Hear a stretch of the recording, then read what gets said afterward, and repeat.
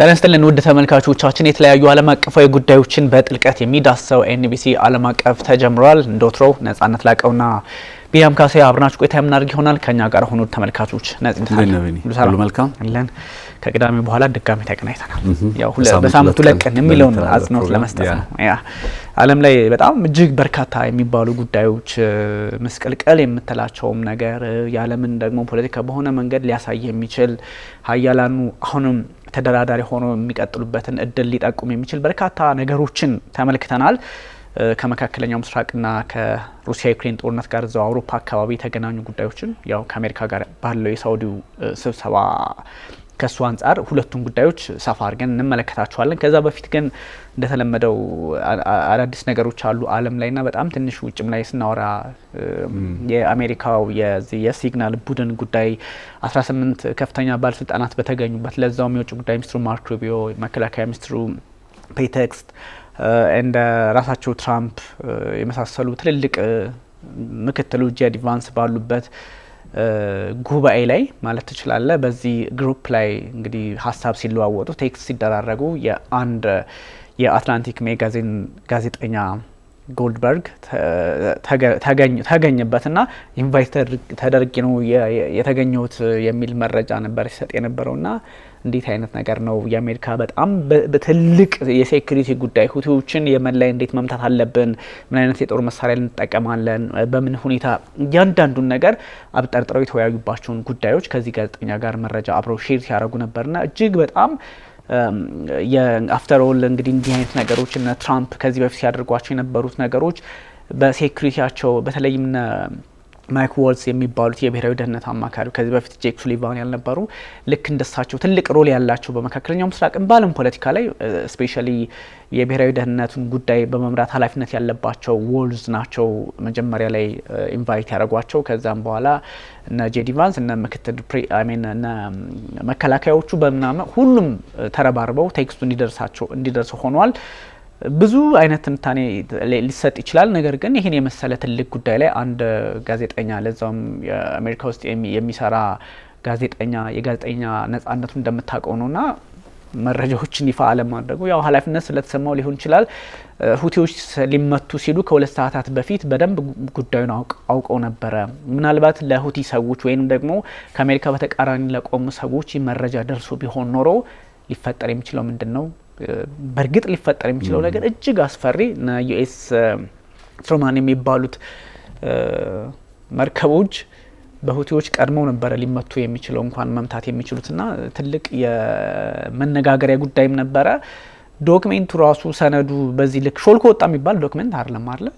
ጀስት ጋዜጠኛው አብሮ ተወያየ እንደ አንድ ባለስልጣን የሚኒስትሮች ስብሰባ ላይ ሳይታወቅ ገብተህ ጉዳዮችን በደንብ ለዛውም አንድን ሀገር እንዴት እናጥቃ በሚል ጉዳይ ላይ አይ ቲንክ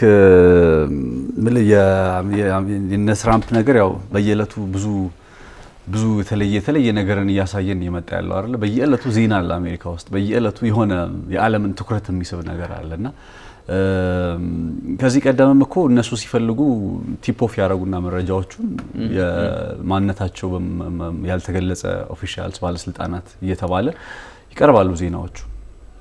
አሁን ላይ የተለየ ነገር የሚሆነው ምንድነው? በሆነ እንደ ቴሌግራም ግሩፕ አድርጋ አስበው ወይም እንደ ዋትስአፕ ግሩፕ አድርጋ አስበው በእንደዛ አይነት አፕ ያለ ነበር ሲገልጽ የነበረው እንዲያውም ትራምፕና ሲግናል በሚባል አፕ ውስጥ አይደለ? ከዛ የሆነ ግሩፕ አለ። እዛ ግሩፕ ውስጥ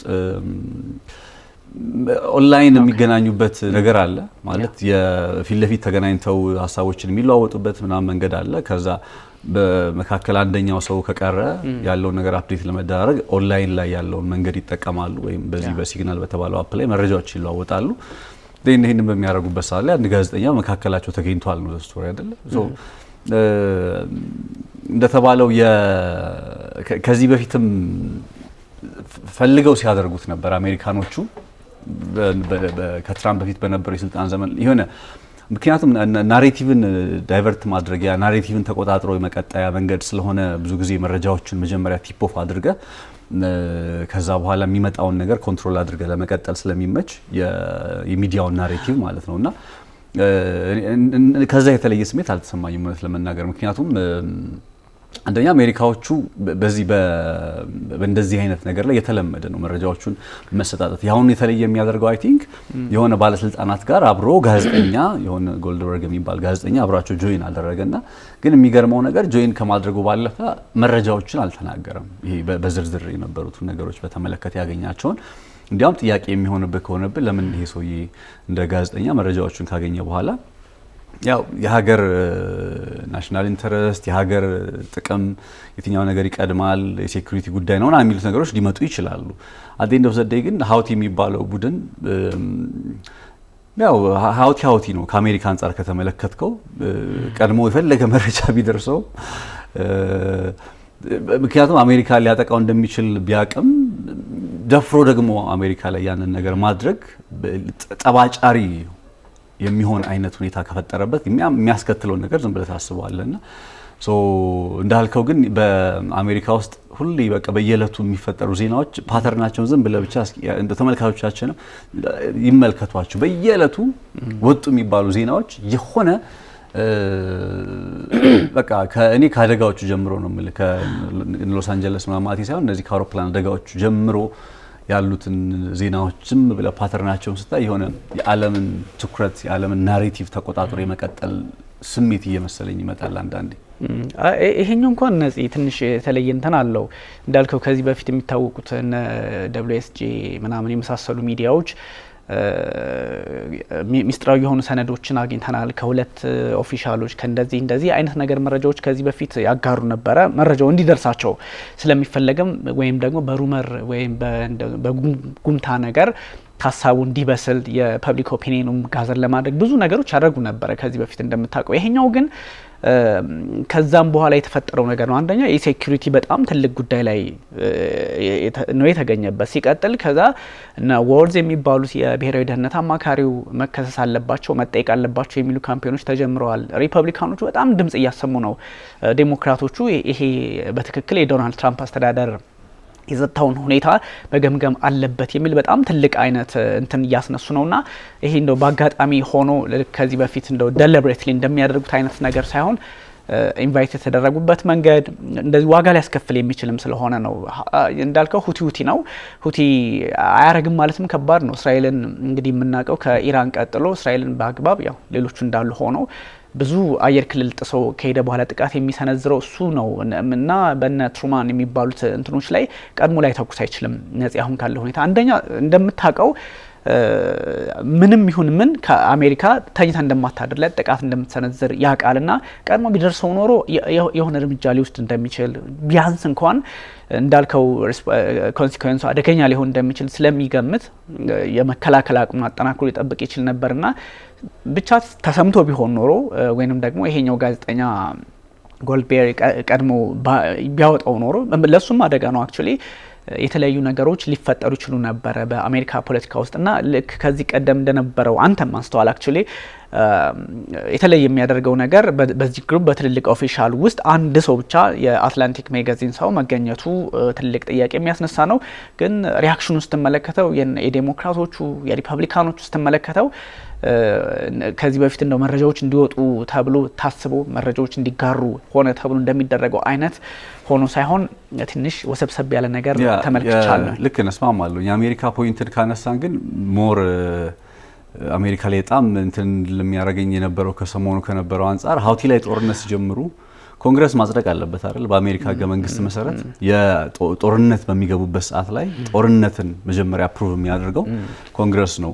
ሞር የኮንግረሱ አሁን ያለው የላይኛው የታችኛው ምክር ቤት ሀውቲ ላይ ኦልሞስት ጦርነት ተጀምሯል።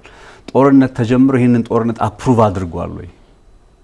የህዝብ ተወካዮች ምክር ቤት ብለው ወሰደው በሌላ ቋንቋ የኛ ሀገር የህዝብ ተወካዮች ምክር ቤት ኢትዮጵያ ጦርነት ስትገባ ህገ መንግስታዊ በሆነ ስልጣን አሜሪካ ውስጥ ያለው ስልጣን የነሱ ስለሆነ ዛስዋይ ትልቁ ጉዳይ ኮንግረሱ መሆን የነበረበት የታችኛው የላይኛው ምክር ቤት መረጃ ወጣ አልወጣ ከሚለው ነገር ይልቅ ጦርነቱን ጎሄድ ተብሏል ወይስ አልተባለም የሚለው ላይክ እንዳስተዳደር ከተመለከትከው ትልቁ ፖይንት ብዬ የማስበው እሱ ነውና የአሜሪካ ባለፉት አመታት በመጣችበት ስርዓት ላይ በመጣችበት የዲሞክራሲ ሲስተም ላይ እንደ ስጋት ባለፈው በተወሰነ መልኩ ያነሳውልን እንደነበረው እንደ ጥያቄ ምናምን ማንሳት ካለብን የምታነሳው እነዚህ ነገሮችን ነው።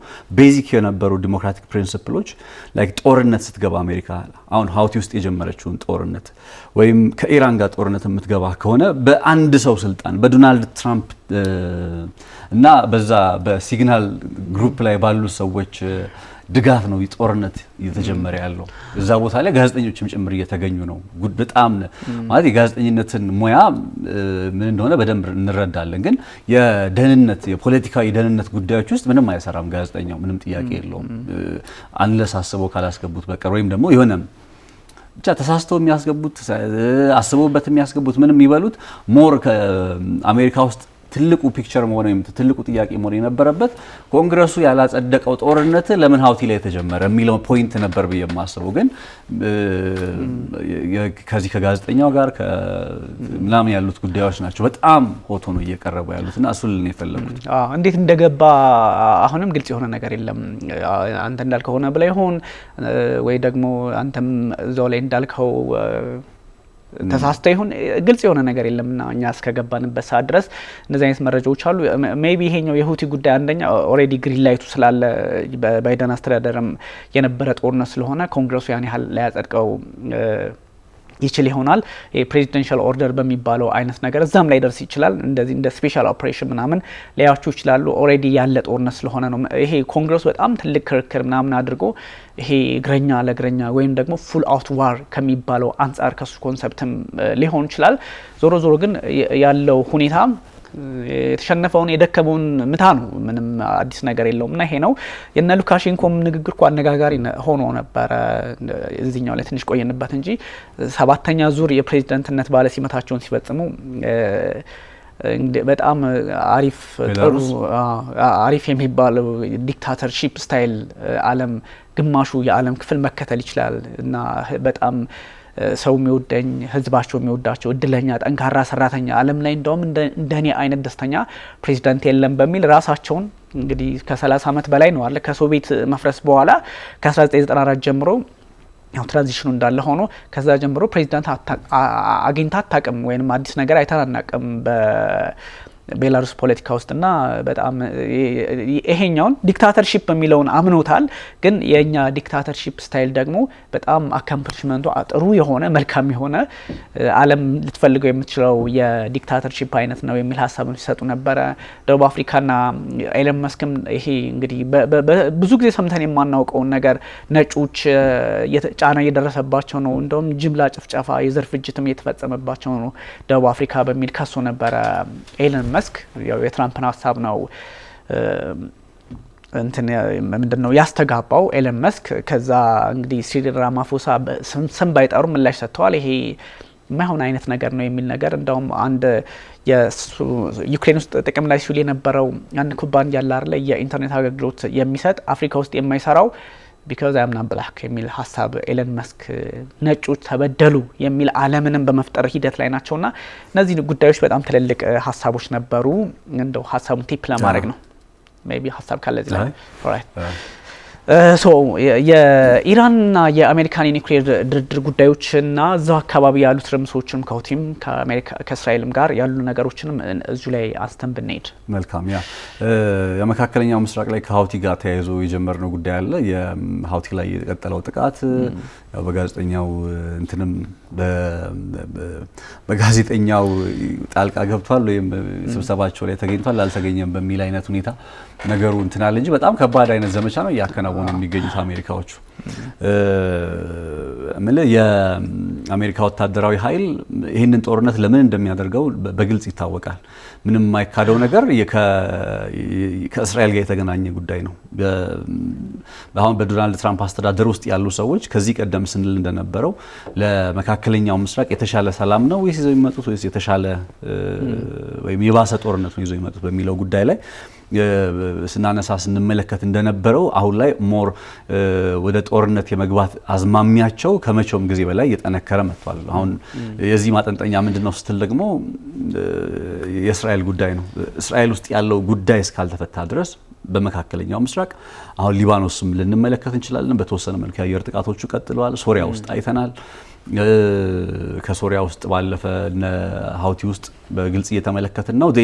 የነዚህ ነገሮች ሁሉ ራስ ተብሎ የሚታሰበው ደግሞ ኢራን ነች ማለት ነው። ስለዚህ ነገሩ ሄዶ ወደ ኢራን ያዘመም መምጣቱ አይቀርም። ባለፈው እንትና የሚባሉት ዊትኮፍ የሚባሉት የመካከለኛው ምስራቅ መልእክተኛ ናቸው። ባለፈው ወደ ሩሲያም ሄደው ከፑቲን ጋር ተገናኝተው የመጡት የዶናልድ ትራምፕ መልእክተኛ ስቲቭ ዊትኮፍ አይደል? እሳቸው ከተከር ክላርክሰን ጋር እንትን ነበራቸው፣ የፖድካስት ቆይታ ነበራቸው ፎር አወርስ ምናምን የቆየና አሪፍ እንትን ነው።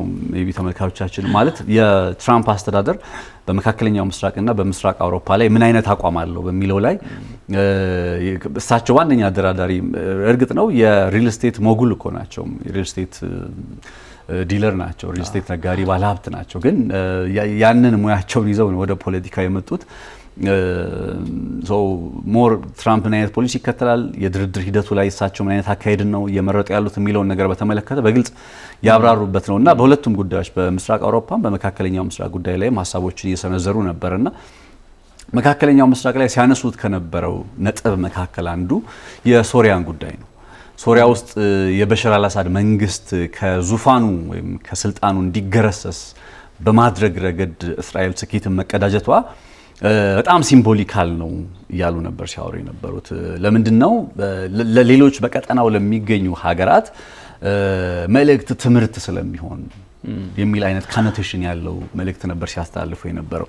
እንደምታውቀው የእስራኤሉ ጠቅላይ ሚኒስትር ቤንያሚን ኔታንያሁ እንግዲህ በመጽሐፋቸው ላይም በግልጽ እንዳሰፈሩት ከዛም ባለፈ በአሜሪካ ኮንግረስ ውስጥ ጭምር ተገኝተው በተደጋጋሚ ሀሳቦችን ሲሰነዝሩ እንደነበረው በመካከለኛው ምስራቅ የደህንነት ስጋት ናቸው ተብለው ከተለዩ ሀገራት መካከል እነ ኢራን፣ እነ ሶሪያ፣ እነ ኢራቅ እንደዚህ ያለ የሚጠቀሱ ሀገሮች አሉ። እነ የመንም ተጠቃሉበት። በእነዚህ ሀገራት ውስጥ የሪጂም ቼንጅ ወይም የአገዛዝ ለውጥ ማድረግ የሚለውን መርህ መነሻ በማድረግ ብዙ ስራዎች ሲከናወኑ ቆይተዋል። ይሄ የአገዛዝ ለውጥ የሚባለው አካሄድ አሁን ሄዶ ሶሪያ ውስጥ በሽር አልአሳድን ከስልጣን ማንሳት ችሏል።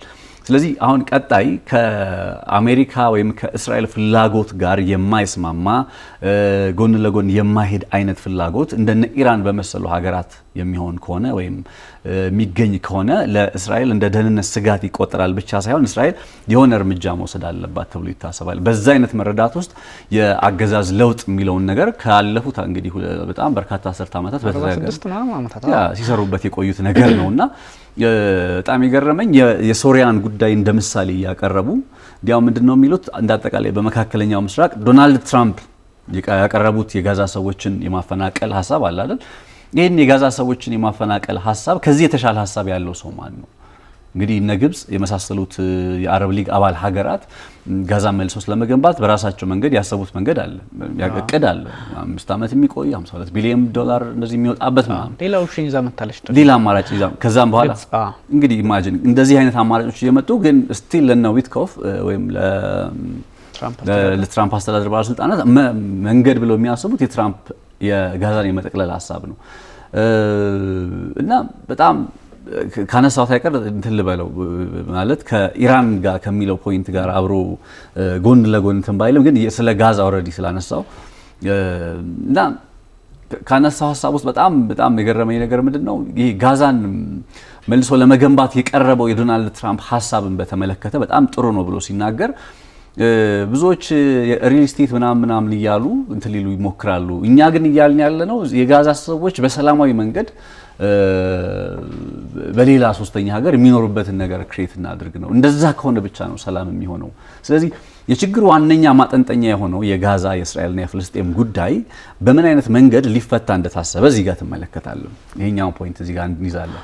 ናው አሁን ወደ ኢራኑ ጉዳይ ስንመጣ ቅድም እንዳነሳውልህ ደግሞ የነገሮቹ ሁሉ ማጠንጠኛ ወይም ራስ ተብላ የምትቆጠረው ከሊባኖስ አንስቶ በሶሪያ አድርጎ ኢራቅ ውስጥ የተወሰናለ ዜን እስከ የመን ድረስ ባለው ተዘርግቷል በሚባለው እነሱ አክሲስ ኦፍ ሬዚስታንስ በሚሉት ኔትወርክ ውስጥ የነዚህ ራስ ተብላ የምትቆጠረው ኢራን ነች። ስለዚህ ኢራን ላይ የኒውክሌር መርሃ ግብር ጉዳይ የሚል አንድ ፕሪቴክስት አለ። ኢራን የኒውክሌር ባለቤት የኒውክሌር ጦር መሳሪያ ባለቤት ትሆናለች ወይስ አትሆንም የሚል የኒውክሌር ጦር መሳሪያ ባለቤትነትን በተመለከተ በግልጽ እንደሚታወቀው ኢራን የኒውክሌር ጦር መሳሪያ ባለቤት መሆን አትፈልግም ወይም አልፈልግም ብላለች በራሷ።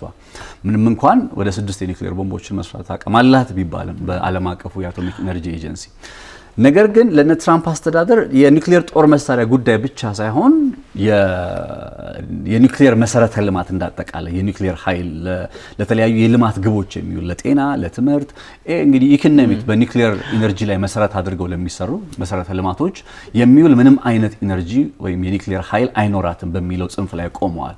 ስለዚህ በእንደዚህ አይነት ውጥረት ውስጥ ባሉበት ሰዓት ላይ ነው እንግዲህ ዶናልድ ትራምፕም ዲስማንትል ስለማድረግ ሙሉ በሙሉ የኢራንን የኒውክሌር መርሃ ግብር ዲስማንትል እናደርጋለን እናስወግዳለን እያሉ ሲገልጹ የነበረው ወይም ደግሞ ባለበት አድርቆ ማስቀረት የሚለውን አገላለጽ ወደዋለሁና ለዚህኛው አካሄድ በኢራን በኩል በተደጋጋሚ የሚመጣው ምላሽ ምን እንደሆነ ይታወቃል። ባለፈው ግን አባስ አርጋቺ አንድ ነገርን ተናገሩ። የውጭ ጉዳይ ሚኒስትሩ ያነሱት ሀሳብ ምንድነው? የኢራን የኒውክሌር መርሃ ግብርን በተመለከተ ከአሜሪካ ጋር ይሄ ዛቻው ምናምን ተው፣ እንደዚህ እናደርጋለን፣ እንደዚህ ተዘጋጅተናል፣ ለጦርነት ዝግጁ ነን የሚለውን ነገር ተው። ግን ዋናው ፖይንት ብዬ የማስበው ከአሜሪካ ጋር ለፊት ለፊት ድርድር ፈቃደኞች አይደለንም፣ ወይም ከአሜሪካ ጋር ፊት ለፊት መደራደር አንፈልግም፣ ኢንዳይሬክትሊ ግን መደራደር እንችላለን የሚል አይነት ሀሳብን በመሰንዘር ምናልባት በድርድር ሂደት ላይ ዛሬም በአሜሪካና በኢራን መካከል ተስፋ መቁረጥ የለብንም እንዴ? ወይም ኢራን ግን ሄዶ ፕሮብለም የሚሆነው ቢደራደሩ እንኳን ካሉበት ጽንፍ እችኛዋ የኒውክሌር መሰረተ ልማት አያገባትም ትላለች ኢራን። የኒውክሌር ጦር መሳሪያ አልፈልግም፣ ግን ከኒውክሌር ጦር መሳሪያ ውጪ የኒውክሌር ኃይል መሰረተ ልማት ለእድገት ያስፈልጋል በሚለው መርህ ያስፈልገኛል ትላለች ኢራን። አሜሪካ ደግሞ ጭራሽ የኒውክሌር መሰረተ ልማት ቅድም እንዳልኩ ፕሪቴክስት ነው የሚፈልጉት ጋዛ ማለት ኢራን ላይ፣ ምክንያቱም ራስ ነች ብለው ስለሚያስቡ። ስለዚህ እንዴት ነው ከነዚህ የተለያዩ ጽንፎቻቸው መጥተው የትኛውስ ድርድር ነው የትኛውስ መቃረብ ነው እውነት አሜሪካና ኢራንን ሊያስማማቸው የሚችለው የሚለውን ጥያቄ እንድታነሳ የሚያደርግ ውጥረቶች ነበሩ በዚህ ባለፉት ቀናት። ቢኒ አንተ ያነሳቸውን ሀሳቦች ምስሉን የሚያሳይ ሊባኖስ ውስጥ ጥቃት ተሰንዝሯል በእስራኤል። ያው የጋዛው እንዳለ ሆኖ የጋዛ ስለሆነ ሶሪያ ውስጥ ተፈጽመዋል። በአሜሪካ አማካኝነት ደግሞ እንደምታውቀው የመን ውስጥ እንደዚሁ ጥቃቶች በርትተው ቀጥለዋል። ራሱ ሁቲም ጥቃት ቢሰነዝርም እንደዚህ አይነት ነገሮችን ስትመለከታቸው እነዚህ ሁሉ ሄደው ባንድም በሌላ መንገድ የኢራን ፖለቲከኞች ላይ ጫና ማሳደር እንደሚፈልጉ ያስመለክታል። ከዚህ በፊት እኮ ወዳጅ በነበሩበት ጊዜ እኮ በ1950ዎቹ አካባቢ እኮ ከሞሳዲክ በኋላ እኮ ባለው ጊዜ ውስጥ እኮ ራሳቸው ናቸው እኮ እንደዚህ አይነት እንቅስቃሴ እንዲጀምር ያደረጓት። ኒውክሌር ሪያክተር ከመፍጠር አንጻር ፕላንቶችን ከማቋቋም አንጻር እኮ ራሳቸው አሜሪካውያን ናቸው ሲያግዟቸው ነበረው እነሱ በነበሩበት ሰዓት ወዳጅ ብለው አሁን በተለያዩ ሀገራት ላይ እንደሚደረገው አይነት። ለዛም ነው ባይዘው ይሄ ነን ፕሮሊፌሬሽን የሚባለው ኒውክሌርን አሳልፎ አለመስጠት በጣም በጥብቅ በጸጥታው ምክር ቤት እነዚህ 5 ቋሚዎች የሚመለከቱት። ዛሬ ወዳጅ የሆነ ሀገር ነገ ጠላት። ለምሳሌ ሩሲያና ዩክሬን ዛሬ ወዳጅ ናቸው። ሩሲያ የሆኑ ነገሮች ሰሜን ኮሪያ የሆኑ ነገሮችን ለዋርሄድ መስሪያ የሚሆኑ ነገሮችን እንደምታቀርብ ይገመታል። ለኢራንም ይሄን ልታደርግ ትችላለች ተብሎ ይታሰባል። ነገ ዊ ዶንት ነው ምን አይነት ግንኙነት ሊኖራቸው እንደሚችል። ለዚህም ነው በጣም በትልቁ የኒውክሌር ጉዳዮች ላይ አሳልፈው መስጠት የሚለው ነገር የዛሬ ወዳጅ ነገ ጠላት ሊሆን ስለሚችል ምናምን በሚል ነገር ነው። ግን እንደ እስራኤል ያሉ ሀገራት በይፋ ባይናገሩትም እስከ 90 ደጋግመን እንደምንለው እንዳላቸው ይታወቃል። የአሜሪካ ፖለቲከኞች በደንብ ያውቃሉ። ዓለም ታውቃለች። በአፏ ብቻ ስላላለችው ነው እስራኤልና ነገ የአሜሪካና የእስራኤል ግንኙነት ምን ሊሆን ይችላል? ያው የረጅም ጊዜ ጥሩ ግንኙነት አላቸው፣ ወደፊትም እንደሚኖር ተስፋ ይደረጋል። ግን ዊ ዶንት ነው የዓለም ፖለቲካ አንዳንድ ጊዜና እነዚህ ነገሮች ስትመለከት ኒውክሌር ለዚህም ነው በጣም በስርዓቱ በጣም ከባድ በሆነ መንገድ በቁጥጥር ሊደረግለት ይገባል ተብሎ የሚታሰበው። ስለዚህ 1950ዎቹ ላይ ካላስታጠቅንሽ ያው በልማት በሚለው ይሄ አቶምስ ፎር ፒስ የሚል አይነት እንቅስቃሴ ያልነበረ የአቶሚክ ኃይል ወይም የአቶሚክ ኢነርጂ ኒውክሌር ባጭሩ ለሰላም ወይንም ደግሞ ለልማት አይነት ነገር አቋም ስለነበራቸው በ1950ዎቹ እነሱ አመጡ። 1967 ላይ የ5 ሜጋዋት ያላት በቴህራን ዩኒቨርሲቲ ውስጥ የሪሰርች ሪያክተር ገጥመውላት ነበረ። እንደዚህ እያደረጉ እነሱ በደንብ ነገሮችን አስተካክለውላት አመጡ። ከዛ 19 እንደውም 70ዎቹ ላይ እኮ ከዌስት ጀርመን ጋር እንደውም ወደ አውሮፓ ፊቷን አዞረች። ምንም እንኳን ዌስት ጀርመን ያኔ የነበረበት በእነ አሜሪካ ስር ቢሆንም ከዛ ወደ አውሮፓ ዞሮች የሚል ግርግር ተነሳ። ከ1979 አብዮት በኋላ አሜሪካ እንደውም ማንች ሩሲያ አንድ ቡሻህር ነው ምናምን የሚባል አንድ ትልቅ ተቋም አለ ሪያክተር ነው እሱን ራሷ አጠቃለለችላቸው ለኢራን ፖለቲከኞች። ስለዚህ ኒውክሌር ጉዳዮችን ማሰብ ተጀመረ ማለት 2000 ላይ ናታንዝ ሌላ ተጨማሪ አንድ ሁለት አካባቢ የሚሆኑ በግልጽ የኢራን ፖለቲከኞች በግልጽ ሲናገሩ ከዛም በኋላ ማዕቀቡ መጣ ምናምን እጅግ አስቸጋሪ ነገሮች ተፈጠሩ። የ2015 የ2018 እያልክ አሁን ያለንበት ደረጃ ላይ ደርሷልና ራሳቸው ይዘውት በመጡት እሳት እንግዲህ ራሳቸው ለልማት ለምናምን አቶምስ ፎር ፒስ ነው ኦብቪየስሊ እነሱ ለዛ ሊሆን ይችላል ብቻ ወዳጅ ስለነበሩ ነገሮች እንደዚህ ያደረጉ ይዘዋት መጡ። ከዛ አሁን ኢራን ያለችበት ደረጃ ላይ በግልጽ ተደርሷልና ኢራን አሁን ታመርታለች አታመርትም የሚለው ነገር ግልጽ በሆነ መንገድ የኢራን ፖለቲከኞች ያሉበትን ነገር የምንመለከተው ነውና ሶስት ሴናሪዮ የሚባሉ ነገሮችን ማስቀመጥ ትችላለህ። አንደኛው የኢራን ኒውክሌር መታጠቅ ትችላለች ነገር ግን አልወሰነችም በሚለው ማዕቀፍ ውስጥ ትገባለህ። ምክንያቱም በደጋግመን እንደምንለው 60% ደርሳለች። 60% ማለት 93% ለኒውክሌር ይሄኛው ደጋግመን የምታነሳቸው አንተ የሂሮሺማና ናጋሳኪ የሚለው ነገር ችግር የለም ተሟልቷል። ግን አሁን አሉ የሚባሉ ዘመናዊ የኒውክሌር ጦር መሳሪያዎችን ቦምቦችን ለመታጠቅ 93% አካባቢ መድረስ አለበት። ይሄኛው 60% ማለት በቀናት ውስጥ በፈለግከው ፍጥነት 93 የምታደርሰው አቅም ላይ ቁጭ ብላለች። ስለዚህ አሁን ኢራን አቅሙ አላት መታጠቅ ትችላለች ነገር ግን አልወሰነችም የሚል ሴናሪዮ አንደኛውን ታስቀምጣለህ። ምክንያቱም 60% ከሆነ 93% ለማድረስ ቀናት ይበቃታል። አልወሰነችም እንጂ አንደኛው ሴናሪዮ መታጠቅ እንደምትችል ያስመለክታል። ሁለተኛው ደግሞ ለዲስራንስ ይሄ ለፖለቲካል ሌቨሬጅ እንደሚባለው ወይም ለመደራደሪያ ራሷን ለመመከት ኢራን በዚህ ልክ ደግሞ በሁለተኛው ሴናሪዮ ኒውክሌር ያስፈልገኛል ብላ የምታስብ ሀገር ናት። ሁሉም መሰረተ ልማት ኒውክሌር መታጠቅ የሚያስችላትን አቅም ዩራኒየም ከማበልጸግ ባሻገር እነዚህ ኮነ ሴጂል ምናምን የሚባሉት ወደ ሌላም አሉ። ባጭሩ እስራኤል ላይ የተወነጨፉት ባሊስቲክ ሚሳይሎች እኮ የኒውክሌር አረጫፍ መሸከም የሚችሉ ናቸው። ስለዚህ መሰረተ ልማቱ አላት ማለት ነው። ዋርሄድ ለማምረት የሚያስችል አቅሙ አላት ከዩራኒየም ባሻገርና ሁሉንም ነገር አጠናቆ መጠበቅ ቀናት አስፈላጊ ሆኖ ከተገኘ በቀናት ውስጥ ነገሮችን መታጠቅ የሚያስችል የመጀመሪያው አቅሙ አላት መገንባት ትችላለች ግን አልወሰነችም። ሁለተኛው ደግሞ ለሌቨሬጅ አይነት ነገር የምትጠቀምበት ብለን ያዝነው። ሶስተኛው ደግሞ ይቻ ሀገር አላት ብለውም የሚያስቡ አሉ። ምክንያቱም እንደ አማራጭ አላት የላትም ምናምን የሚለው እንዳለ ሆኖ አላትም ብለው የሚያስቡ አሉና ኖራትም አልኖራትም ግን የሁለቱን አንደኛውና ሁለተኛውን ሴናሪዮ አንድ ላይ ስታደርጋቸው ቴህራን የምትባለው ኃይል የሆነ ነገር እንዳላት ያስመለክታልና እነዚህን ሁሉ ስትመለከት ለአሜሪካ ፖለቲከኞች ከመቼውም ጊዜ በላይ ከባድ በሽታ ህመም አለባቸው። ኦብቪየስሊ እንደ አንድ ሱፐር ፓወር ሀገር እንደዚህ አይነት ነገሮችን ላትሰጋ አትችልም። በዛ ላይ አክሶፍቭል እየተባባልክ የሰይጣን ጥምረት የእንትን ጥምረት እየተባባልክ የምትፈራረጅበት ዓለም ላይ ሆነ ይህን ስትመለከት ግን የኢራን ፖለቲከኞች ደጋግመው እንደሚሉት ለኛ ለሰላም ነው የምንፈልገው ሲሉ ብዙ ምክንያቶችን ያስቀምጣሉ።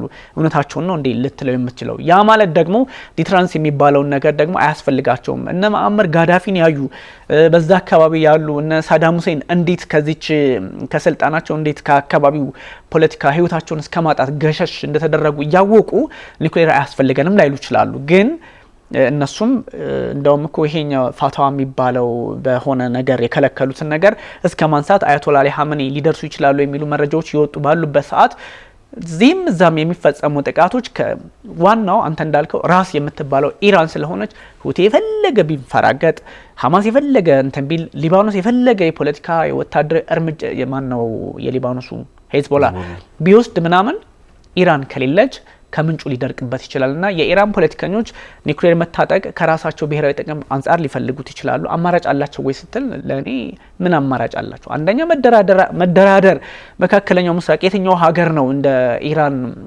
ዓለም ላይ እንደዚህ በምዕራቡ እየተገፋ ኤክሰፕት ሰሜን ኮሪያ እየተገፋ የመደራደሪያ አቅም አትሊስት ይዞ የተገኘ ሀገር እነሱ ናቸው። ያው ትልልቆቹ እነ ራሽያን ቻይናን ትተናቸው ማለት ነው። ያ በዓለም ላይ እኮ በዚህ ደረጃ የኒውክሌር የበለጸገ ዩራኒየም ኖሯት ግን የኒውክሌር ጦር መሳሪያ ካልታጠቁ ሀገራት መካከል እኮ ኢራን ብቸኛዋ ነች ማለት ያው የአይ ሪፖርቱ ስለሆነ የዓለም አቀፉ አቶሚክ ኢነርጂ ኤጀንሲ ሪፖርት ምን መሰለ የኢራን የኒውክሌር መርሃ ግብር ጉዳይን በተመለከተ በቃ አላት የላትም ከሚለው ነገር የሚያልፍ ይመስለኛል። አሁን በመጀመሪያ የዶናልድ ትራምፕ የስልጣን ዘመን ታስታውስ ከሆነ የኢራን የኒውክሌር መርሃ ግብር ጉዳይ ሲነሳ የበለጸገ ዩራኒየም አላት ወይስ የላትም? ከበለጸገስ 3% ነው 5% ነው? ከዛ ሄደ ተብሎ በ20% ምናምን አካባቢ ነበር 3.67 አካባቢ ኤግዛክትሊ ከልክለዋት ነበር። በጣም አነስተኛ ነበር። ማዕቀቡም በጣም ከባድ ስለነበር ከዛ 20% ምናምን ደረሰ ምናምን ተባለ።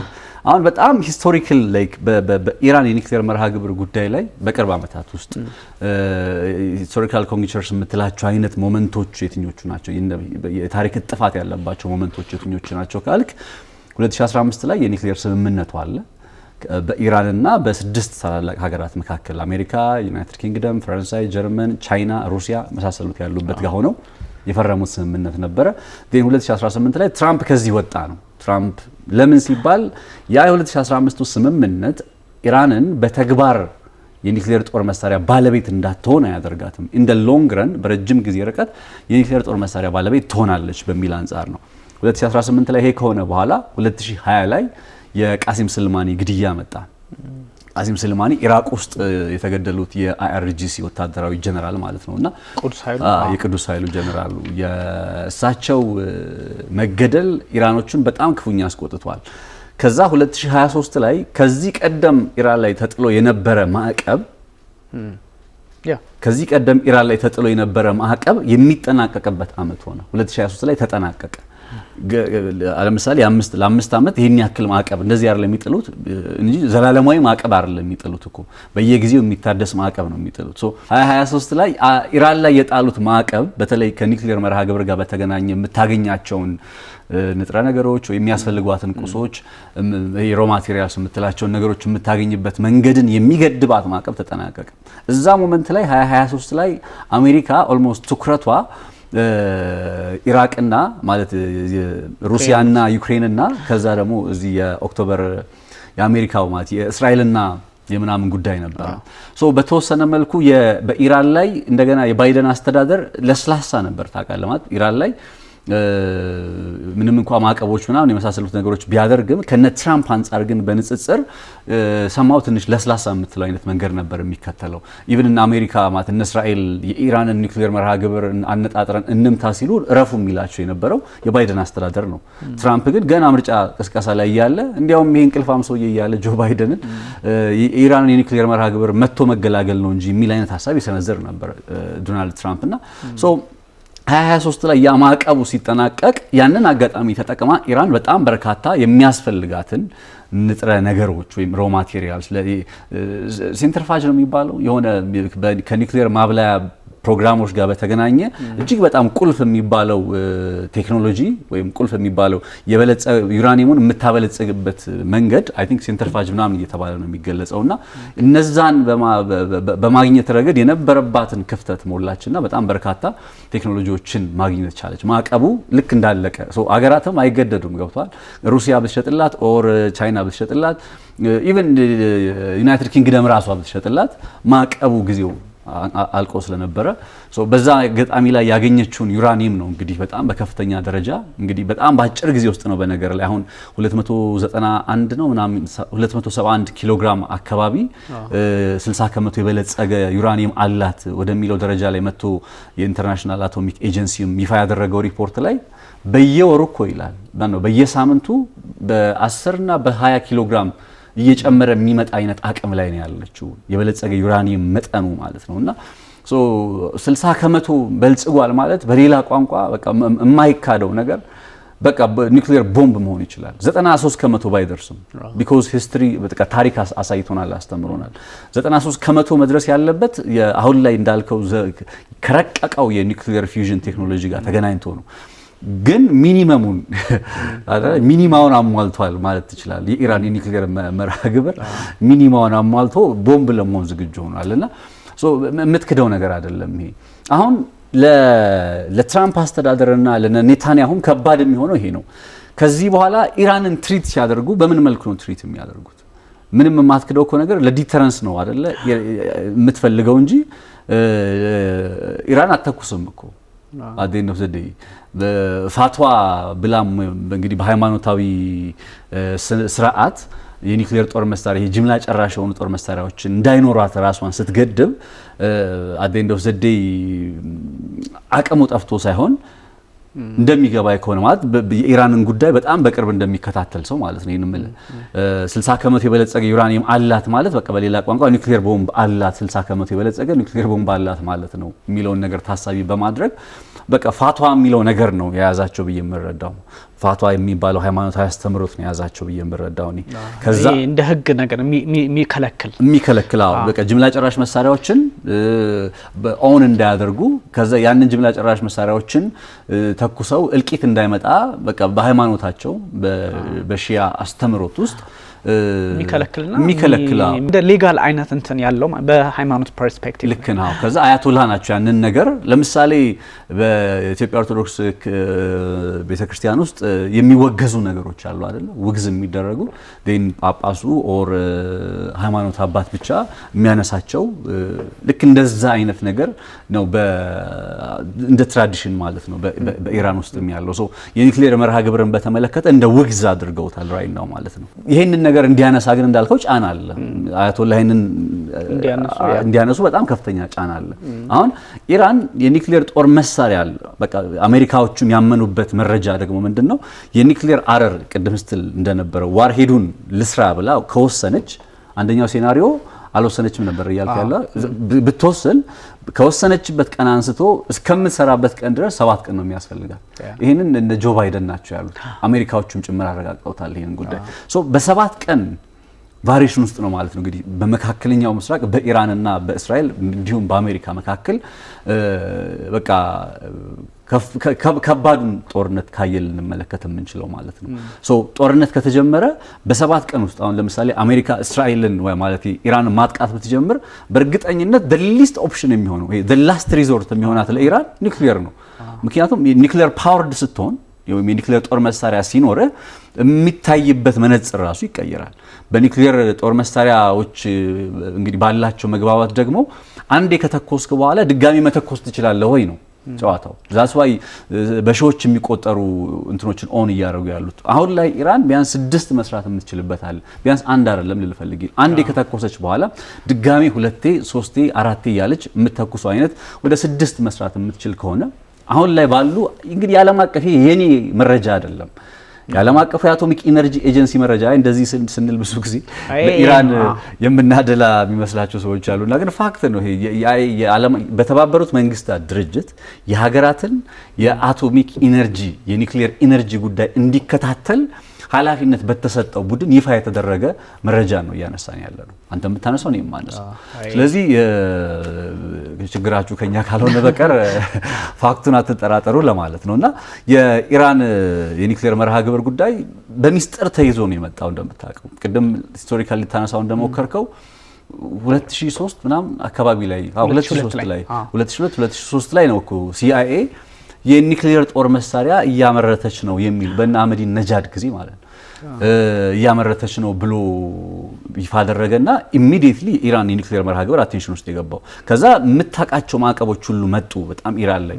የሚገርመው ግን ናታንዝና ሆርዶፋ ውስጥ ነበር የተጀመረው። የሚገርመው 2009 አካባቢ ላይ ማዕቀብ እየተጣለ ኦልሞስት ወደ 7 የሚሆኑ አጠቃላይ በሚስጥር የተያዙ የኒውክሌር ማብለያ ጣቢያዎች ኢራን ውስጥ ነበሩ።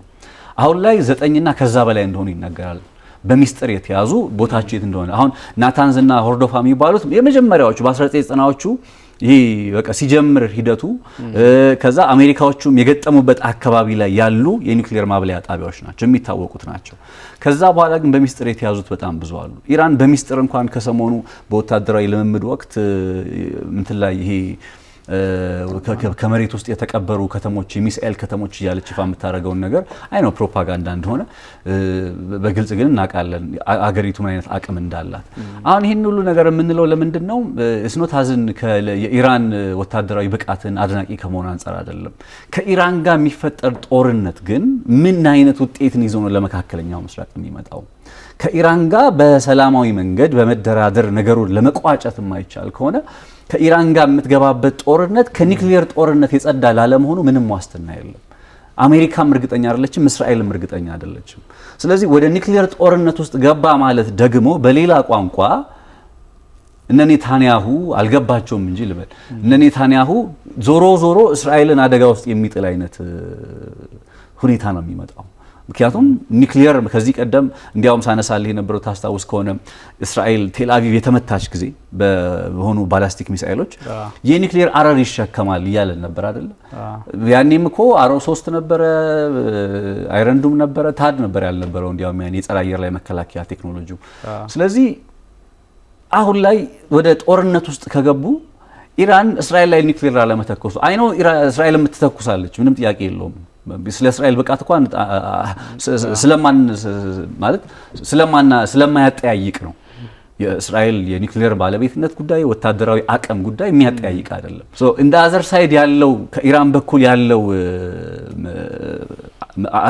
ግን ላይክ እንደ ሀውቲ አይደለም ወይ ሂዝቦላ ጋር እንደምታደርገው አይነት ጦርነት አይደለም። ሀውቲ ላይ የጦር መሳሪያ የየመኑ ሀውቲ ላይ እንደምትተኩስበት አይደለም። በጣም የተለየ ነው።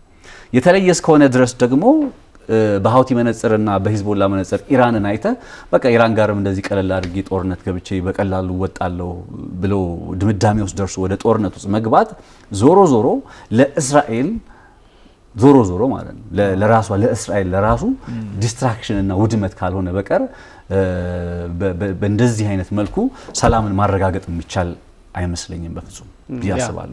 ያ እውነት ነው ማለት ብዙ ኦፕሽኖች አሏቸው አይደለ? ከዚህ በፊት አሁን ይሄ የመፈትፈት የምናምን ጉዳይ ሳይሆን ከዚህ በፊት የነበሩባቸው በጣም ሰፋፊ ግንኙነቶች ነበሯቸው። እንደዚህ የኒውክሌርን እንደው እውቀቱንም ትንሽ ኖሃውን ያስጨበጧቸው ራሳቸው አሜሪካውያን ናቸው ተብሎ ታስቧል አይደለም? እንደዛ አይነት መረጃዎችን በግልጽ ተቀምጠዋል። 1950ዎቹ 60ዎቹ ላይ እንደዚህ አይነት ነገሮች አሉና ብዙ ነገሮችን እነዚህ ሁሉ እስከማስታጠቅ ወይንም ደግሞ ነገሩ ጉዳዩ እንዲገባቸው እስከማድረግ የሄዱበትን ርቀት እስከዛ የሄዱ ሰዎች እስከዛ የሄዱ ፖለቲከኞች አሁን ነገሩን እንዴት ማርገብ ተሳናቸው? ወይንም ባይዞ ይሄኛው ወደ አንዱ አቅጣጫ የሚሄድ አይደለም፣ ሁለቱም ላይ ነው እና አያቶላ አሊ ሀምኒም የነሱ አቋምም መለሳለስ ምንም እንኳን ቅድም ባነሳናቸው መርሆች በቅድም ባነሳናቸው የተለያዩ ምክንያቶች የኒውክሌር ጦር መሳሪያ መታጠቅ አንፈልግም ቢሉም የመጀመሪያው አያቶላ ሆምኒም ነበሩበት እንግዲህ እስከ 2000 ምናምን ነበሩበት። ከዛም ባሻገር አያቶላ አሊ ሀምኒ መጡ ሁለተኛው። እነዚህ ስትመለከት ራሳቸው በአያቶላ ፕሪንሲፕል በአያቶላ ግንዛቤ ውስጥ ያሉ ሺያ ብለው የሚያስቡት እነሱም መለሳለስ እንዳለባቸው የሚያሳይ ነገር አለ። በርግጥ በቃል የሚነግሩን ነገር አለ፣ በርግጥ በፕሪንሲፕል ደረጃ የሚያሳስቡት ነገር አለና እነሱን ነገሮች ግምት ውስጥ አስገብተው ከምዕራቡ ዓለም ጋር መደራደር አይፈልጉም ወይ?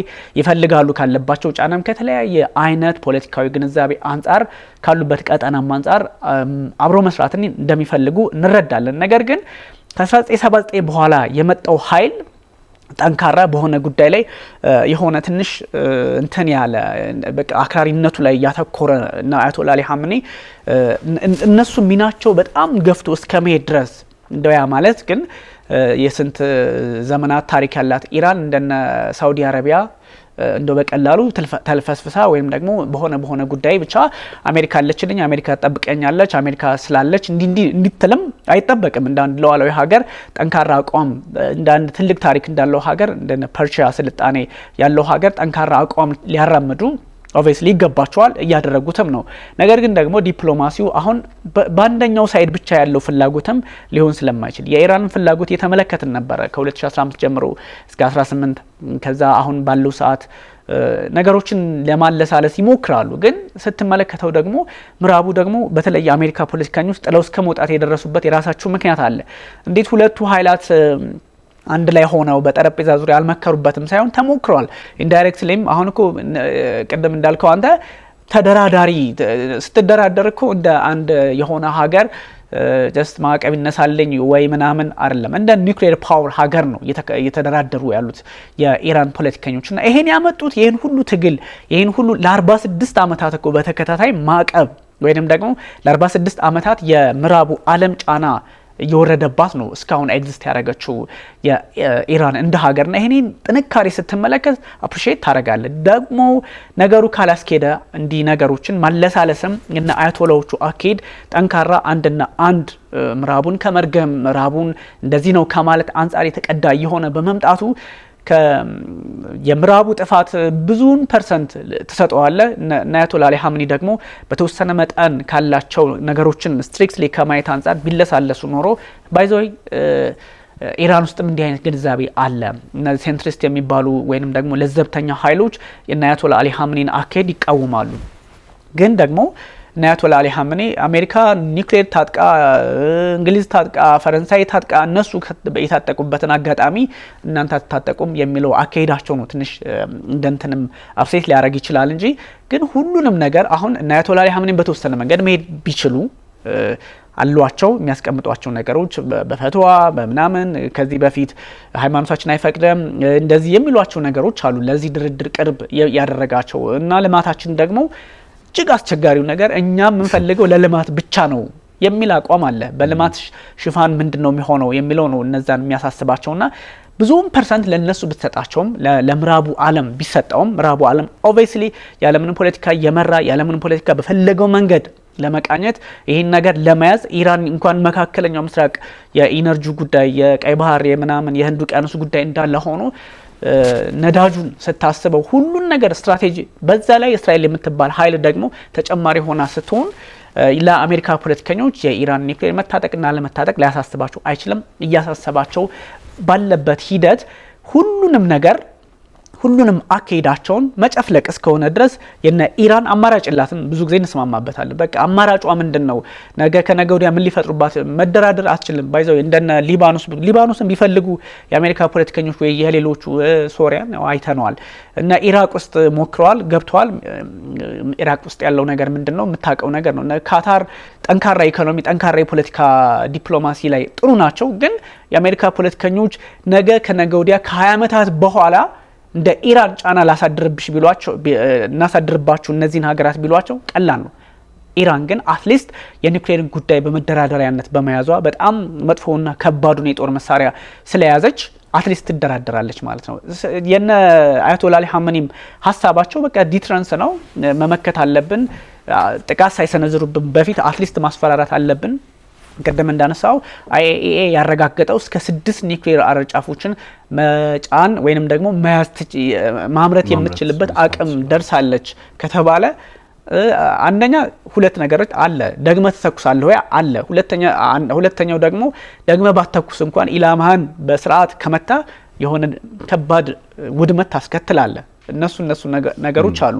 ይሄን ሁሉ ግምት ውስጥ ስታስገባው ጥፋቱ የእንትና ነው ሳይሆን ሁሉም በየልኩ ይሄ ኒውክሌር የሚባለውን ግንዛቤ የማጥፋት እነ አህመዲን ጃድኮ አደገኛ እንትን ነበራቸው፣ አካሄድ ነበራቸውና እነሱ ይዘዋት የመጡት በእርግጥ ከ50ዎቹ ጀምሮ የመጣ ነውና ይሄን ሁሉ ስትመለከት በምንም ልታጣፋው አትችልም። አሁን የኒውክሌር ፓወር ሀገራት ጉባኤ የኒውክሌር ፓወር ሀገራት ድርድር አሜሪካ ዋሽንግተን ወጣ አሁን የምትደራደረው ከአምስቱ ጋር ከነ ሩሲያ ከቻይና ያው ወዳጆቿ ናቸው።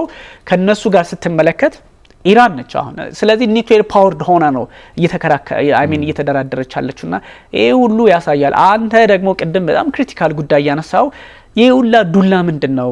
ኢራንን እስካሁን አልነኳትም አይደለም።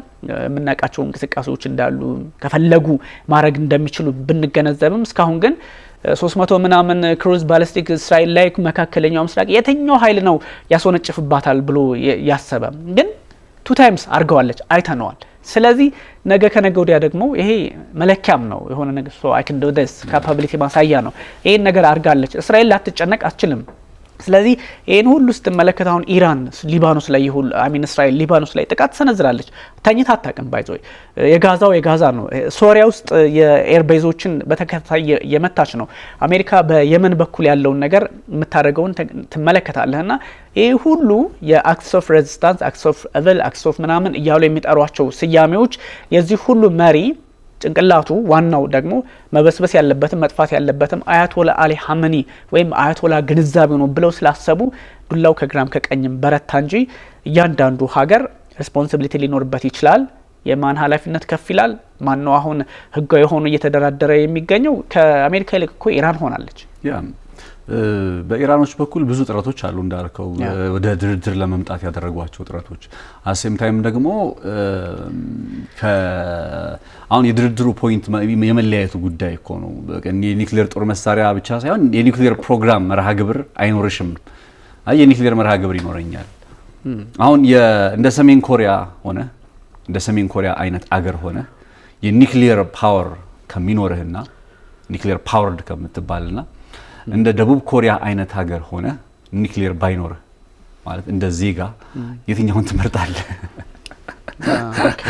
እንትን ነው ያው በእይታዎች የተገደበ ነው። ግን ለኢራን ማለት እንደየፍላጎታችን ነገሮችን ዓለምን እንደምንረዳበት መንገድ እንደ ፊልድ ኦፍ ኤክስፔሪየንሳችን ይለያያል። አሁን ላነሳው ለጥያቄ ኦብቪየስሊ የሚኖረን ምላሽ ኢራን አሁን የኢራን ሰዎች በጣም በርካታ ሰዎች ሁለተኛውን ሴናሪዮ ይቀበሉታል። በጣም የተነሳ እንደ ደቡብ ኮሪያ ሆነህ ኒክሌር ባይኖረህ የሚያርጡ አሉ። የሆነ ጊዜ ታስታውሳለህ ይኖረንም የሚሉ አሉ። ስንከራከር ማለት ስንወያይ በነበር የኒክሌር ባለቤት ሆነች ከዛ እኮ ዲተረንስ ነው አንተም ብትለኝ ነበረው። በቃ ስቲል ዲተረንት ነው። ምንም አተኮሰውም ኢራን በቃ ማለት መተኮስ በዚህ ዘመን ኒክሌርን መተኮስ ሌላ ሀገር ላይ በሌላ ቋንቋ ሱሳይድ ነው። ያው እስራኤል ላይ ቀርቶ ምናምን ላይ ቀርቶ የኒክሌር ፓወርድ ያልሆነ ሀገር ላይ እንኳን ብትተኩስ በቃ እንደ ሱሳይድ ነው የሚቆጠረው። የኒክሌር ጦር መሳሪያ አይ ዶንት ቲንክ እኔ የሶስተኛ ዓለም ጦርነት ስጋት ቢኖር እንኳን እንደው በኒክሌር ይታኮሳሉ የሚል አመለካከት ነው እና ስለዚህ የዲተረንስ ጉዳይ ከሆነ ኢራን ከኒክሌር ባለቤትነት ውጪ በጣም ስትራቴጂካዊ የሚያረጋት ብዙ ነገር አለ። ለምሳሌ የሆርሙዝ ሲርጥ ጉዳይ 20% 30% የዓለማችን ነዳጅ የሚተላለፍበት መስመር ነው ሆርሙዝ ሲርጥ። እንዳውም ከሁለት ቀን በፊት በሆርሙዝ ሲርጥ ዙሪያ ከዩናይትድ አረብ ኤሚሬትስ ጋር የሚወዛገቡባቸው 3 ደሴቶች አሉና እነዛ 3 ደሴቶች ላይ የጸረ መርከብና የጸረ አየር ላይ ጥቃት መከላከያ ሚሳኤል ሲስተሞችን ገጥማለች ኢራን። ሆርሙዝ ሲርጥ ላይ የዓለም 30% ምናምን ነዳጅ በሚተላለፍበት መስመር ቁልፍ የሆነ ቦታ ላይ ተቀምጠ ስትራቴጂካሊ ማለት ነው ይሄንን አይነት አቅም ይዘህ በዚህ አቅም ብቻ በጣም ብዙ የጂኦፖለቲካ ምክንያቱም ጂኦፖለቲክስ እኮ ስንል ጂኦግራፊው ከፖለቲካው ጋር ሊንክ አድርጎ በቃ ሲገናኝ እኮ ሶ በቃ ኢራን በዚህ አይነት መልኩ የጂኦፖለቲካው ተጠቃሚ ነች። በቃ ሆርሙዝ ሲርጥን እንቃርጋ ይዛል። የኒክሌር ባለቤትነት ላይ ብቻ የሙጥኝ ማለት አይፈልግም። ገብቷል። የኒክሌር ባለቤትነት መሆን ተአምር ቢሆን ኖሮ ወይም የኒክሌር ባለቤትነት መሆን ሀገርን የሚለውጥ ቢሆን ኖሮ እነ ሰሜን ኮሪያ ባደጉ ነበር። እነ ሰሜን ኮሪያ ተአምር በሰሩ ነበር። በቃ ሄደ ጦር መሳሪያ ያለው ሮኬት ጋይ ተባለ። በቃ ዛት ኢንድ ኦፍ ስቶሪ። ዛሬም የሰሜን ኮሪያ ሰዎች በምን አይነት ሁኔታ ውስጥ እንዳሉ ማለት ከደቡብ አፍሪካውያን አንፃር በግልጽ የሚታይ ነው። ሶ የኒክሌር ፓወርድ መሆን የእድገት ዋስትና አይደለም። የወታደራዊ መንግስትነት ወይም ወታደራዊ ጉዳይ የጦርነት ምናምን ስነ ልቦና ማሳያ ነው። ይህ ማለት ችግሩ ቆይ መሳ ለመሳ ማስኬድ መቻል ነው። አሁን አሜሪካ ኒውክሌሩም ሁሉም ነገር አላት። እነ ሰሜን ኮሪያ ግን አሁን ችግሩ እነሱ ጫና ያሳድሩብሃል፣ አንተ እንዳይኖርህ ያደርጉሃል። ስለዚህ ኢራን ነገ ከነገ ወዲያ ኖሮኝ ሁለቱንም ከዲተራንስ ባሻገር አስኬድ ይችላል የሚል ግንዛቤ አላቸው። ኦብቪየስሊ ሊኖራቸው ይችላል። ግን የትኛው ይቀድማል ነው የፕራዮሪቲ ጉዳይ አለ አይደል? ለምሳሌ አሁን በኒክሌር ጦር መሳሪያ ባለቤትነት ጉዳይ የግድ ብለው የኢራን ባለስልጣናት ወደ ጦርነት ውስጥ የሚገቡ አይመስለኝም። ቱ ዛት ኤክስተንት ወደ ድርድር መድረክም ከሄዱ በቃ የኒክሌሩን ጉዳይ ሆልድ የሚያደርጉት ይመስለኛል። በፕሩፍድ ዛት እንዳላቸው እና ፔዚሽኪያን እንደዛ ነው አቋማቸው። በቃ እንዳላቸው የኒክሌር ጦር መሳሪያ መስራት እንደሚችሉ ተረጋግጦላቸዋል። ሶ ያለንን ነገር አስቀምጠውት ወይም ዶርማንት አድርገውት የኒክሌር ማብለያ ጣቢያ ታውቃለህ፣ ዶርማንትም ሆነ ምንም ሆነ ኒክሌር እነዛ ዛፖሪዥያ ዩክሬን ውስጥ የሚያስጨንቁት ለዛ ነውና ሶ የኢራን ኒክሌር ጉዳዩንም በተወሰነ መልኩ ሆልድ አድርገውት በቃ ጊዜው እስከሚደርስ ድረስ ሆልድ አድርገውት በተወሰነ መልኩ ሌሎች ፕራዮሪቲ የሚሰጧቸው። ምክንያቱም ኢራን ውስጥ አሁን ከነጭራሹ የኒክሌር ጦር መሳሪያ ለምንድን ነው የሚያስፈልገን የሚል ጥያቄ የተነሳ ነው። በጣም በእንትን ውስጥ ባይዘው በዚህ በራሳቸው ጉባኤ በሚያደርጉበት መድረክ ውስጥ ራሱ በጣም ከፍተኛ ክርክር፣ ጭቅጭቅ እየተነሳ ነው። ይሄ ስነ ልቦና እንግዲህ ከጥቂት ዓመታት በፊት አልነበረም እና አህመዲን ነጃድ በነበሩበት ጊዜ የነበረ ስነ ልቦና አይደለም። ኢራን የኒክሌር ጦር መሳሪያ ይኑራት የሚለው ጥያቄ ሄዶ ዜንዋት ስትል እስራኤል ላይ ለመተኮስ ብለህ ታስበው እኮ እና አህመዲነጃድን በተወሰነ መልኩ እኮ ይሄን 2005 ማን አካባቢ ላይ ሲያነሱበት የነበረ እስራኤልን ስለማጥፋት ሲናገሩበት የነበረ አጋጣሚ አለ። አይ ዛሬም ድረስ ደግሞ የጽዮናውያን ምንድን ነው የሚሉት መንግስት ኤግዚስት ማድረግ የለበትም ይላሉ። አሁን ይሄ ነው ችግሩ ገብቷል። ኢራኖችም ያሉበት ጽንፍ አለ። የኒውክሌር ጦር መሳሪያ ባለቤት እንሁን ከማለታቸው ጋር አብሮ የሚያነሱት ነገር ይዘው የሚመጡት ነገር አለ which is በጣም ኤክስትሪም የሆነ አብሮ ማያኗኑር እኔ ብቻ የሚል ማለት ነው። እኔ ምንም ጥያቄ የለውም እስራኤል በመካከለኛው ምስራቅ ላይ እንደ ሀገር ተመስርታለች። በቃ they have the right እስራኤል የምትባል ሀገር በዛ ቦታ ላይ የመኖር መብት አለ። የት ሄዱ እስራኤል ሰዎች ከመካከለኛው አይ ነው የሚያደርጉት በጣም ብዙ በጣም የሚያሳዝን ያው በተደጋጋሚ አመት 2 አመት ኦልሞስት ስንለፈልፈው ስናወራ የነበረ ነገር አለ። የጋዛ ሰው የት ይሄድ ብለ እንደምታዝነው ሁሉ የእስራኤል ሰዎች የት ሄዱ ከዛ ቦታ ላይ ማለት አሁን ያላችሁ የለም በሚለው እንደው ኮንሰፕት ነው። እንትና ግን ይሄ እና አያቶላህ እንደዛ ታሳብ አላችሁ ነው ደግሞ ያነሱታል እኮ እና አያቶላህ በተወሰነ መልኩ ያነሱታል። ስለዚህ ቴህራን አደባባይ ነው አንድ ታይም ቦምብ ነገር አለ 2040 የሚጠብቅ አንድ ዶክመንተሪ ያየው ነበርና እሱ ሲሞላ እስራኤል will be destroyed የሚል አይነት ነገር ፕሮፌቲክም ምናምን የሚሆንበት ነገር አለ። አስቸጋሪ ነገሮች አሉ። አዎ ሶ እነዚህ አይነት ውጥረቶች ስላሉ እስራኤልም ደግሞ ቅድም መጀመሪያ ላይ ዊትኮፍ የአላሳድን ከስልጣን መነሳት እንደ ምሳሌ ያቀረበ ብለናል ሊጀመር ነው። ያንን እንደ ምሳሌ የሚያቀርቡት ኢራን ላይ የሚፈልጉት እሱ ነው።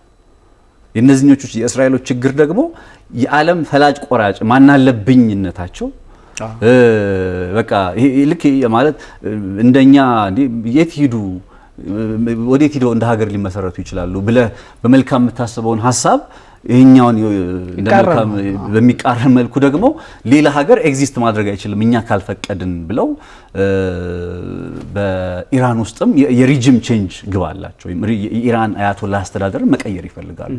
ሶ ይሄ እዚህ ጽንፍ ላይ ነው ያሉት። አሁን ዶናልድ ትራምፕ በዚህ ጽንፍ መካከል አባባሽ ሆነው ነው ኦልሞስት እየመጡ ያሉት። ሶ ቢመጡ እሳቸው ምናልባት ያው ሰላም ወዳድ ነኝ ምናምን ያሉ ስለሚናገሩ እና ሰማው ደግሞ ጦርነትን የመቀነስ አዝማሚያም ያው ከሀውቲ ጋር ያደረጉት ነገር ምክንያቱም የሀውቲን ጦርነት ታውቃለህ ሀውቲ ላይ ጥቃት እየሰነዘሩ ያሉት ለኢራን መልእክት ለመላክ ነው። ሶ ዋይነት ኢራንን ለምን በቀጥታ ያጠቁም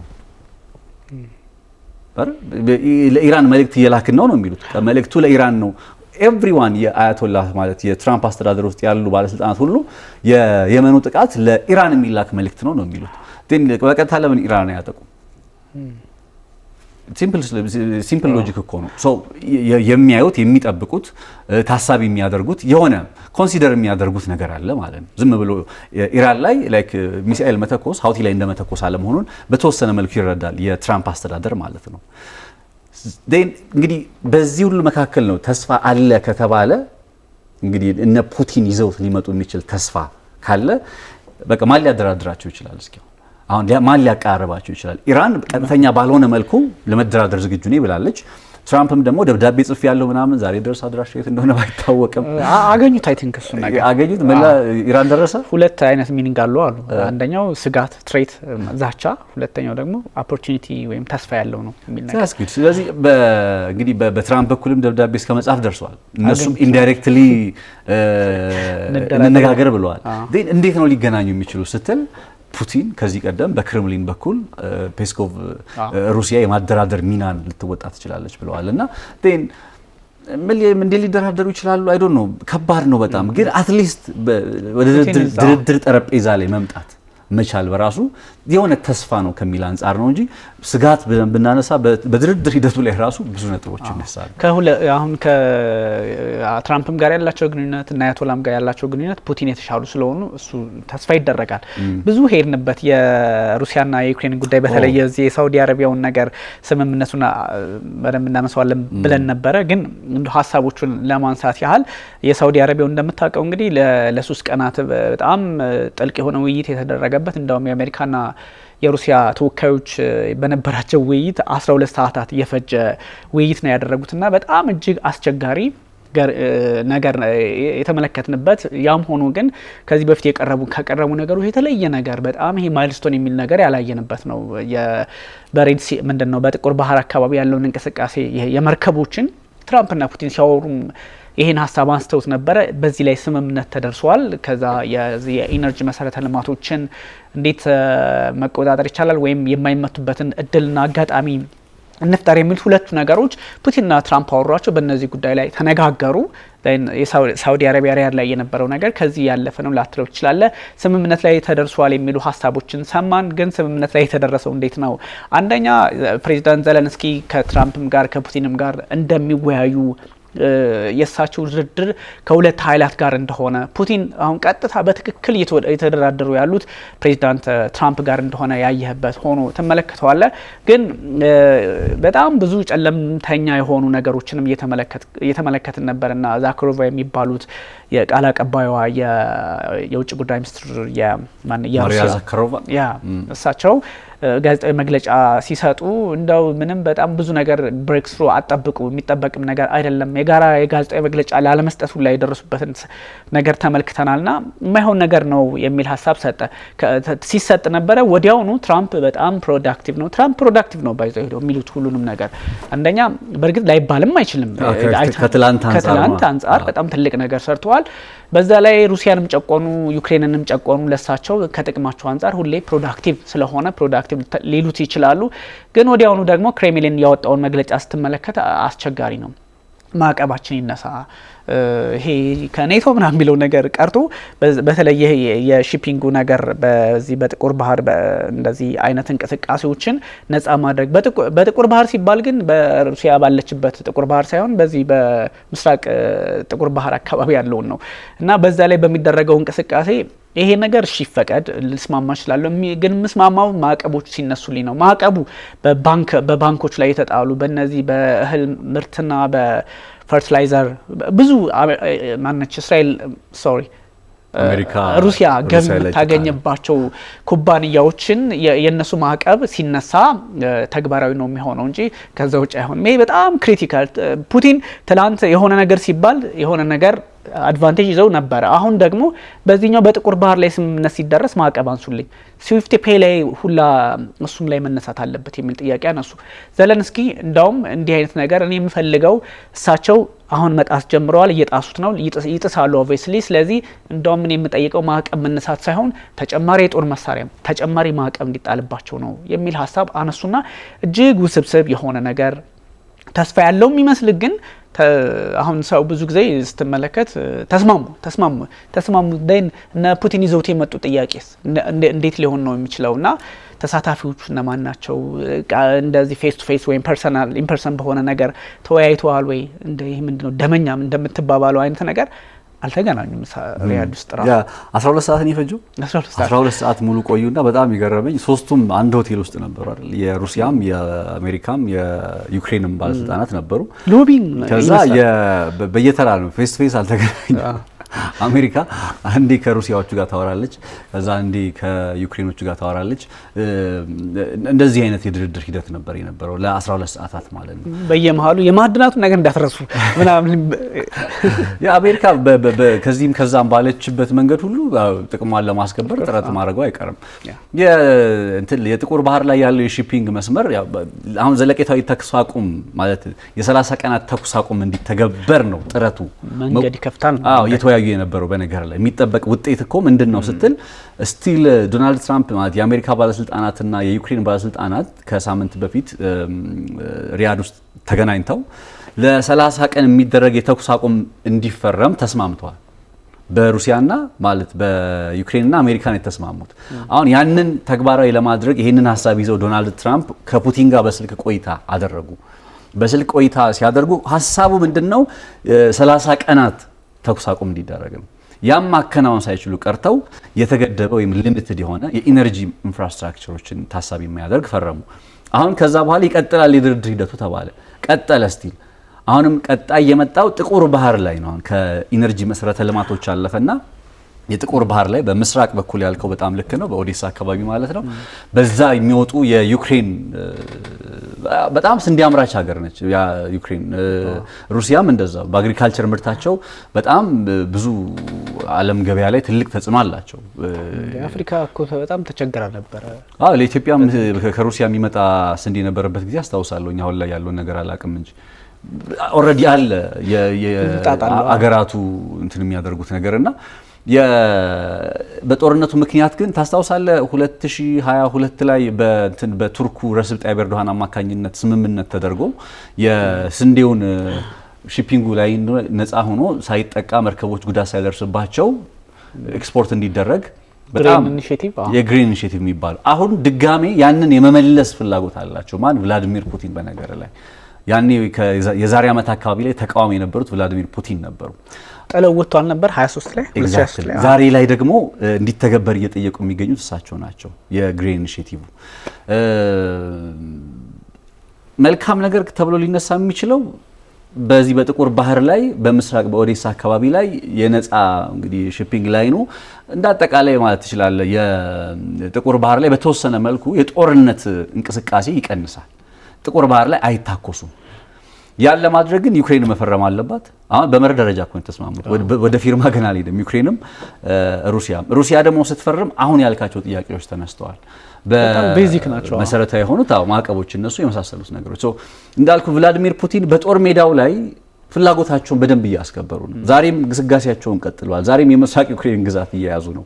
ስለዚህ በድርድሩ ላይ የሚመጣባቸው ፕሬሸር የለም። ዘለንስኪ በአንጻሩ ግን በጦር ሜዳ ላይ እየተሸነፉ ነው። አለፍ ሲል ደግሞ አሜሪካ የሆነ ሰዓት ትመጣና የጦር መሳሪያ አልሰጥህም፣ የስለላ መረጃ አልሰጥህም እያለች ጫና ታሳድርበታለች። ዶናልድ ትራምፕ ይሄንን ፑቲን ላይ ማድረግ አይችሉም።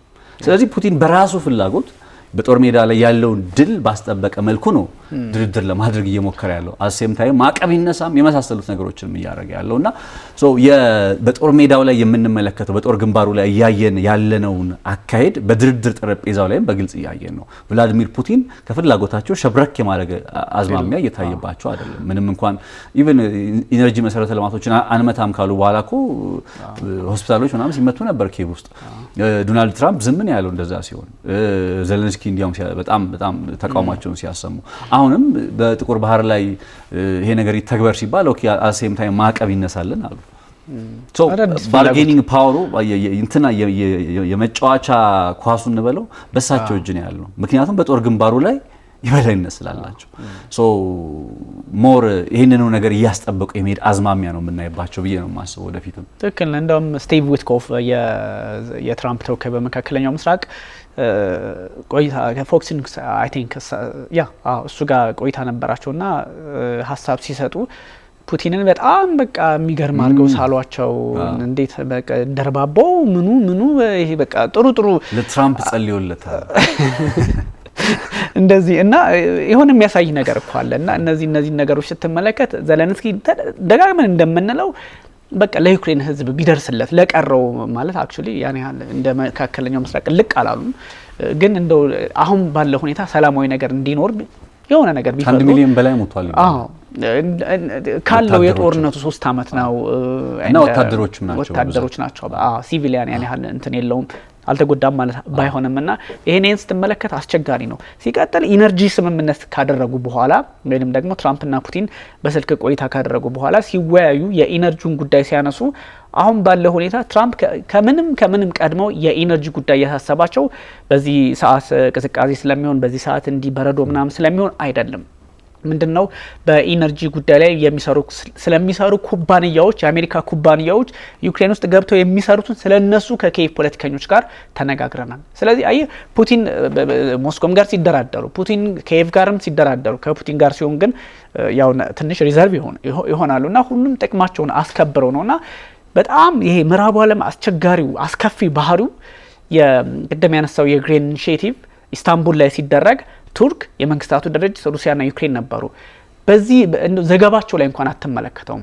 ከዚህ በፊት የነበረው የግሪን ኢኒሺዬቲቭ ይላሉ እንጂ ቱርክና የመንግስታቱ ድርጅት ባሉበት ሩሲያና ዩክሬን ተስማምተው ማለት እንኳን አይፈልጉም።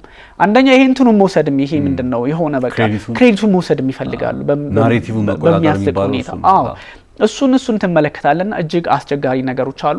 እንዳልከው የጥቁር ባህር ጉዳይ ይሄ ብላክ ሲ ካስፒያን የሚለውን ቀጠና ዝም ብለህ ስትመለከተው እኮ ወደ መካከለኛው ምስራቅ የምስራቅና የምዕራብ አውሮፓን ሀገራት የሚያገናኝ ቦስፖረስ እስከ ቱርክ የሚዘልቅ ሩሲያ የምትባል ሀገር የምታገኝበት አውሮፓ ወደ ኤዥያ እንትንን ጨምሮ እና ወደ ተለያዩ አቅጣጫዎች የሚሄዱበትና ቁልፍ የንግድ መስመር ነው። ስለዚህ ብዙ ጊዜ እስከ ቀይ ባህር ድረስ ለመምጣት ከፈለጉ ወይም ደግሞ በጣም ስፓናቸውን እያሰፉ ለመሄድ የሩሲያ ፖለቲከኞች በታሪካቸውም አስፓየር የሚያደርጉበት አንደኛው መንገዳቸው ይሄ ነውና እንደውም በብላክ ሲ አካባቢ ያሉ ሀገራት የኔቶ አባላት እንደዚህ ከአውሮፓ ህብረት ጋር በጣም ክሎዝ ሆነው የሚሰሩ ሀገራት ጥያቄ እያነሱ ነው። እንደውም ይሄ ስምምነት አደገኛ ነው፣ ሩሲያ በድጋሚ ወደዚህኛው ቀጠና መምጣቷ ኤግዚስታንሷ እየሰፋ በሄደ ቁጥር ተጽዕኖ ፈጣሪነቷ ድጋሚ በከፋ መንገድ ይመጣብናል የሚልም ጥያቄ ያነሳሉና ስምምነቱ ዞሮ ዞሮ በዛ አካባቢ አንድ የጦር ጀት ካየው እኛ አጸፋዊ ምላሽ እንወስዳለንም ብለዋል የዩክሬን ፖለቲከኞች። ያው የሚጠጋገን የሆነ ክፍተቱ በየጊዜው የሚሞላ ምናምን ልክ የዩክሬን ጦር የሆነ ችግር ሲገጥመው የሆነ ድጋፍ ሲያደርጉለት እንደነበረው አይነት ነገር ይሄም ስምምነት ይፈልጋልና እንዳልከው የ2200 ኪሎ ሜትሮች የባህርና የየብስ የበላይነትን ተቆጣጥረ እንደፈለግ እስከ ፖላንድ ጫፍ ደርሰ ኤስዩ 57 ተዋጊ ጀት እየተመለሰ በጠረጴዛም ዙሪያ ያሉ በምንም ውስጥ ተወሽቃ የሚሆኑ በዋቴቨር አሸናፊ ሆኖ ለመውጣት ድርድሮችን ይዞ ሊመጣ እንደሚችል የሚጠቁም ጉዳይ ነው። አይ ቲንክ በወደፊትም ይሄው ነገር መቀጠሉ አይቀርም። የድርድሩ ሂደት የአዳዲስ ነገሮችን እንመለከትበታለን። ሶ እንመለስበት ነው የሚሆነው። በደንብ እንመለስበታለን። ታንኪዩ ነጽ ለዛሬ ውድ ተመልካቾቻችን ስተከታተሉት የነበረው የኤንቢሲ ዓለም አቀፍና የመካከለኛው ምስራቅ ጉዳይን በተለይም ከኒውክሌር አንጻር የአሜሪካና የኢራን ፖለቲከኞች ግንኙነታቸው ምን ሊሆን ይችላል፣ ድርድሩ ውስጥ ከምን ሊዘልቅ ይችላል የሚለውን በስፋት አንስተናል። ከዛም ባሻገር በተወሰነ መጠን የሩሲያና የዩክሬን ጦርነትን የተመለከቱ መረጃዎችን አጋርተናል። እንደወትሮው ነጻነት ላቀውና ቢኒያም ካሳ ያብናችሁ ቆይታ አድርገናል። ቸር ጊዜ ይሁንላችሁ።